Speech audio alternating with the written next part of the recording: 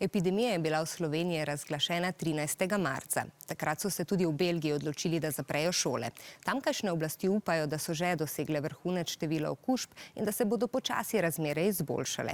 V glavnem mestu države, ki ga sicer poznamo po fontani z lulajočim fantkom, vaflih in čokoladi, imata sedež tudi dve izmed institucij Evropske unije in tam se sestajajo tudi europoslanci. Iz Bruslja pa se nam zdaj oglašata Hana in Klara.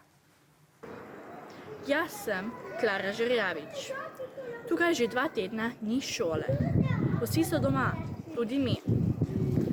Kot vidite, tukaj nobenega ni. Ali lahko rečeš, kaj počneš? Seveda. Vive est sortie d'école.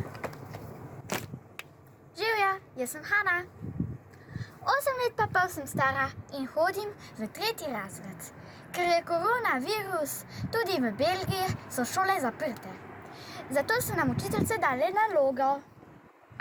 Recimo, français, francoščina, English, angleščina, Nederlands, nizozemščina, slovenščina, slovenščina. Koliko jezikov! Takole pa izgleda moja učilnica. Zraven angleščine, francoščine pa slovenščine imam tudi nemščino in veliko drugih nemških predmetov.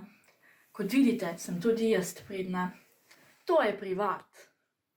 Ta malico delajo vsi otroki v Belgiji. S tem hočejo reči, tudi bien, vse bo dobro. Končno smo končali naš plakat.